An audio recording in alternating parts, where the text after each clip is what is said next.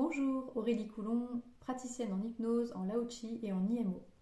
Alors ça faisait longtemps que je n'avais pas fait une vidéo et aujourd'hui je voulais vous parler d'un sujet un petit peu particulier qui ne s'est pas présenté tant que ça en fait depuis 5 ans et demi bientôt que je pratique l'hypnose, mais qui s'est présenté cette semaine.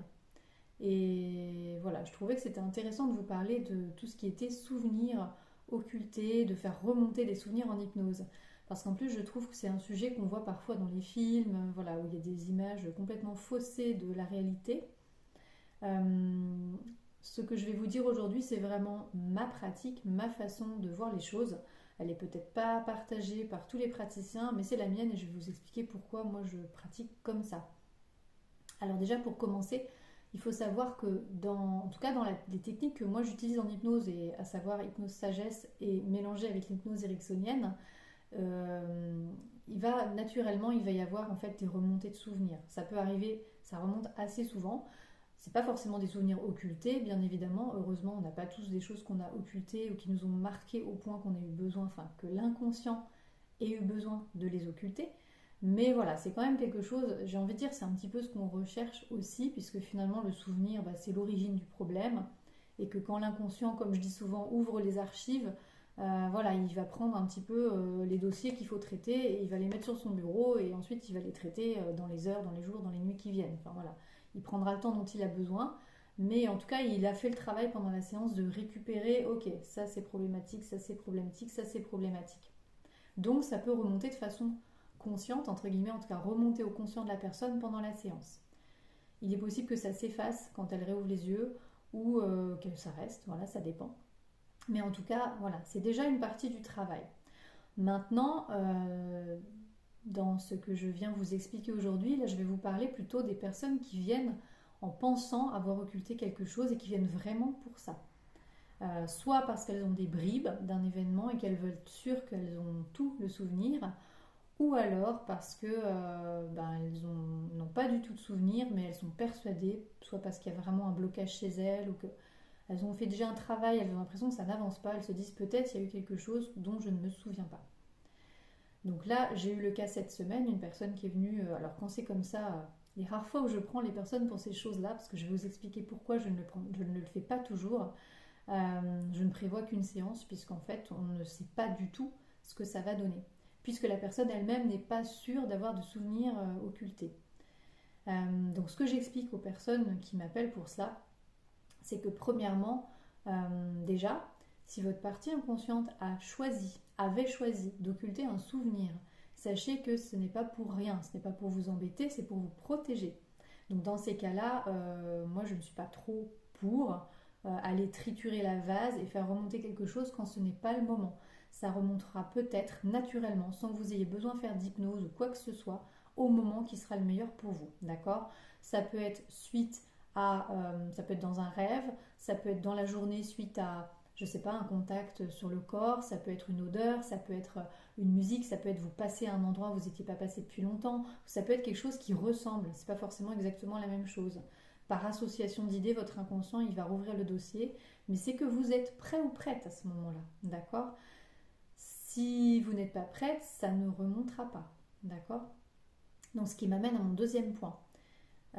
Si jamais la personne m'appelle pour cela et que je considère qu'elle est prête ou qu'elle a bien compris tous les tenants et les aboutissants et qu'on peut faire la séance, je mets en garde sur le fait qu'on ne sait pas si un souvenir va remonter pendant la séance. On n'en sait rien puisqu'en fait on ne sait même pas s'il y en a un ou plusieurs ou pas du tout. Donc voilà, faut pas forcément il n'y a pas d'attente. Enfin, il y a une attente, mais cette attente, on n'a aucun moyen de savoir si elle va être comblée en fait. Et là, je peux rien vous promettre. Donc la personne, il faut qu'elle soit ok avec ça.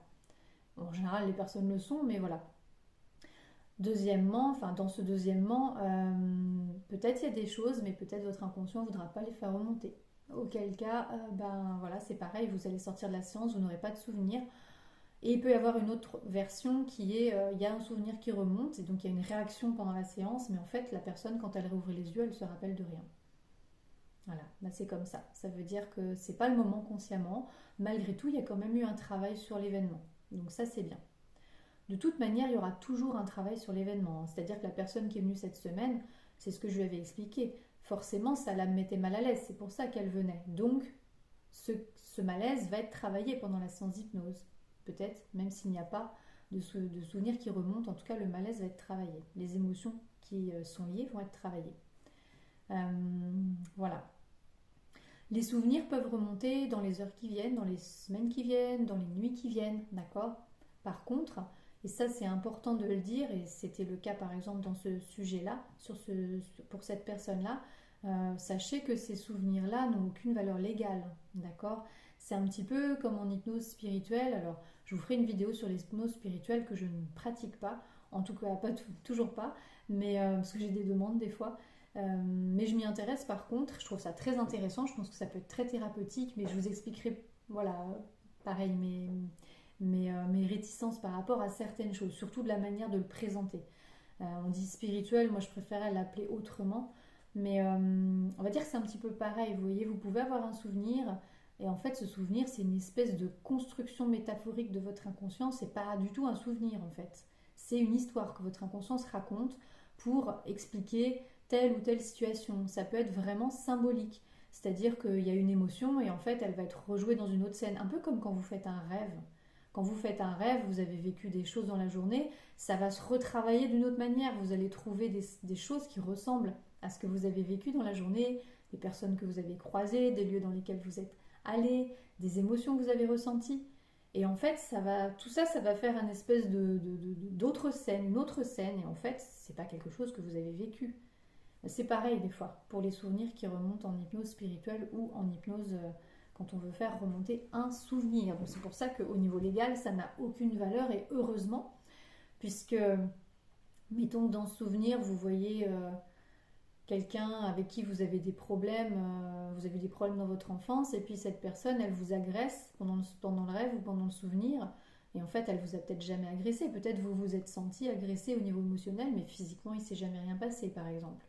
Donc c'est un petit peu dangereux à ce moment-là de se dire que c'est la vérité. Enfin, vous voyez, je dis pas que c'est jamais le cas, hein, mais moi en tout cas, dans le cas de la personne qui est venue cette semaine, elle avait déjà des souvenirs et quand je lui ai demandé est-ce que vous avez un film à peu près continu de ce qui s'est passé, et elle m'a dit oui. Je dis bon, il y a sûrement rien d'autre en fait, mais voilà, bon, elle avait déjà presque tout, elle savait exactement quel était le sujet, enfin voilà, donc elle avait un psychiatre. Et dans des cas comme ça, d'ailleurs, je vais vous demander de demander à votre médecin ou votre psychiatre s'il est d'accord pour, pour que vous alliez dans cette démarche, parce que c'est quand même assez spécial, en fait, de vouloir faire cette demande.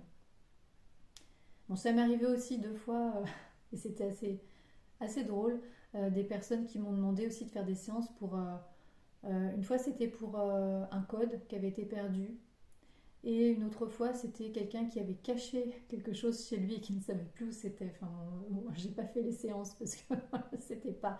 Je trouvais que c'était pas adapté à l'hypnose thérapeutique, mais au mieux faire de la méditation quand c'est comme ça. Enfin voilà, laisser son esprit travailler. Arrêtez d'y penser en fait. Pensez à autre chose. Faites de la méditation, créez, sortez. Le souvenir, il va revenir, hein. Mais voilà, c'est l'hypnose thérapeutique, c'est pas. Voilà, moi, je travaille pas pour ce genre de choses. En tout cas, pas moi. Donc voilà. J'essaie de réfléchir sur est-ce que je vous ai tout dit, parce que je prépare jamais rien. Je pense que j'ai fait le tour de ce que je voulais vous dire, les liens avec l'hypnose spirituelle dont je vous reparlerai plus tard. Et